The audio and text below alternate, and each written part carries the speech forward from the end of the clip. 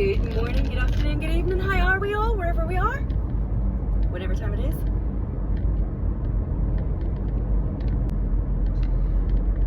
So it's been a bit of a funny couple of weeks for me. I been working on a little project in the background that I haven't told anyone about really yet. And been doing a lot of self-care stuff. My health hasn't been great. Last week, Wednesday I think it was, I started with this really bad pain in my back and it was radiating out into my flanks. So I thought it was maybe stress induced because my body does react sometimes that way. I still think it might be. I never got to the bottom of it. Anyway, fast forward 24 hours, I later ended up in an accident or emergency. And I did what I always do. I never stay. I've got no patience, in case anybody hasn't worked that out. I got to A&E and 6 hours I sat for before I got seen. And I knew that all I needed was my bloods done. I got my bloods done. I said, they go to the GP, don't they? She said, yeah, they do. I was like, fab, can I get the discharge papers? I think there must be hundreds of discharge papers up and down the country with my name on it. It's a standing joke. Anybody that knows me knows that I will not see it through in hospital. I always torture the consultant or the nursing staff to get the discharge paperwork, and I won't shut up until they do. In fact, I think I've actually left before because they refused to get me the paperwork, and I just walked out anyway. So I've got no patience when it comes to sitting still in a hospital. Still don't know what happened, what's wrong with me. It kind of felt like it was kidneys, but it's not kidneys. I think it's, like I say, trauma stress response. And that's the sort of stuff that I deal with my body. It's, I had something that happened on Wednesday and that triggered it. Subconsciously, I thought I was fine. And then I'd had stuff a few days before that had really triggered it. I have a girlfriend that was away with her boyfriend, and he decided that love is demonstrated through his fists. So that's really set me back. So yeah, my street is known as like Beirut, the Bronx. And every week there is something goes down. And I was in bed at 11:30 the other night, and it sounded like somebody's front door was getting put in. And I thought, oh my god, what's happened here? So I looked out the window. Some man's van is getting done in. So yeah, that was another awake night in my street. Because of course once that starts, they've got the police and they've got everything else that goes on that goes with it. And that's something that I'm personally struggling with at the minute. You know, you get to a point where you're relaxed and then you're in that high alert fight and flight state again. And so yeah, I'm really struggling with that at the minute. Again, just for context, my housing situation, I was privately renting for the past few years and never missed my rent, always paid it in advance. So I lost my home because the landlord wanted to sell. That was no fault of mine. Section 21 was issued. I went through the whole process. I couldn't get private housing despite having 6 months rent up front because of my ties to my ex-husband. It looks really bad on paper. Self-employment doesn't go down too well either. Certainly in the current climate, everybody's competing for housing. I had to fight to get my son on the tenancy agreement with me because my worry, of course, is what if something happens to me, then he's got nowhere to live.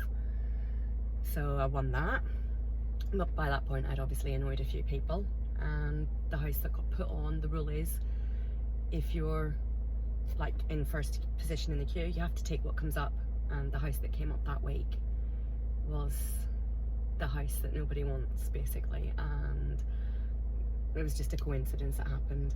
And I'm in a street which is, I've got neighbours either side and I get on well with them and I speak to people, but for the most I keep myself to myself. I can't put in for a transfer with the council now because I'm adequately housed, so I'm in no risk of being homeless, but it's impacting my day-to-day life in a big way. The other morning I had the alarm going off in the house. I came out and I thought it was fine, didn't bother me, but again I got woken up out of my sleep with that. And I noticed when I pulled up here to get the coffees, I took my seatbelt off and a couple of minutes later it slipped up, as it does. I jumped, I panicked and freaked out about that. So yeah, my nervous system's not good. So yeah, I am in a position that I was just saying there. So I had to go back under my doctor to get extra support, basically, because I am really struggling with my nervous system, struggling with my sleep, which impacts me, because I'm a 10-hour-a-day girl. I need it, and if I don't get it, I'm screwed. And at the minute I am, I would say, probably 4 hours a day if I'm lucky. So I look like shit, I feel like shit, and I'm trying not to be hard on myself about it. And then of course, when stress affects you, it affects your eating, and then when you're not eating properly, you've got low energy. It is just a vicious cycle. I don't want to medicate. I'm not that kind of person. No disrespect to anybody that does, and if I did need to medicate, I dare say I would. It's not my first line of defence, if I'm honest. So yeah, and then of course I go to the other extreme where I throw myself into the laptop and I hyperfixate on that, so that I'm not focused on the things that aren't going great. So yeah, so my emotions have been all over the last couple of weeks. A lot of tears, a lot of sadness, a lot of feeling helpless, hopeless.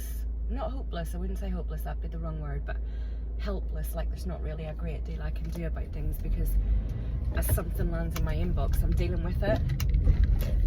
Then I had kicked back. So the car, some of you might remember, I had this car. I won my court case with this car. It was sold to me, there was issues with it, etc. Anyway, I've applied to the High Court to try for a writ to get it transferred and be able to send bailiffs out to enforce it. That application has been stopped at the High Court. It's now gone back to the previous court because the defendant has put an application in to set aside the judgment. So now that's a delay, that's another problem. So here's the problem I've got.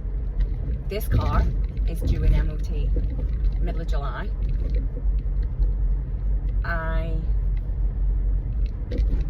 I'm in the position where money's tight. I'm rebuilding my life, shit bust. I'm not ashamed of that, but I'm very aware of it. I don't have the liberties that I used to have. So everything's very much sort of like sit and see and slowly catch a monkey. But with this car, I know it's going to cost me minimum £700 to get it through the MOT, and that was the stuff that was on it when I bought it. What else it's developed since then, I don't know. And now I'm in the position where it won't pass an MOT, so I'll be without a car. I really needed them to enforce this so that I could then put the money towards this to be able to repair this car and get it through an MOT to keep it roadworthy and legal.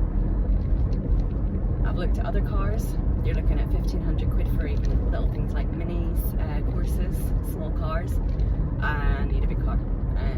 I might as well keep this if I can. So yeah, it's a waiting game at the minute for me, and I don't do good with waiting. But I'm sure it's all happening for a reason. So yeah, that's my dramas for the week. We'll get there. And my ex-husband situation, I still haven't heard a court date yet to go back to get me off the mortgage. So yeah, there's loads going on, and it's not just another day at the office, but it's another day in my office, and it's bloody stressful. So if I'm not very nice to you sometimes, or I'm distant, I apologise. It's not who I am, it's not who I want to be. My little fits of snappiness come in the strangest ways. Yeah, and I've distanced myself from a lot of people. I isolate, and it works for me. And I'm not going to keep justifying it to people. I'm not going to keep giving people updates as to where I'm at, what's going on with my life. I'm doing it now, and if that's not enough for people, then you're not my friend. It's as simple as that. You understand me or you don't, and I'm okay with that. I'd like to think that some of the friends that I've pulled back from, that when I do come back, they'll still be there for me, and if they're not, then they're not. It's that simple. I've lost a lot bigger things in my life. Loss is nothing to me, unfortunately, for some people. Anyway, I've waffled enough crap. I've got my Starbucks now.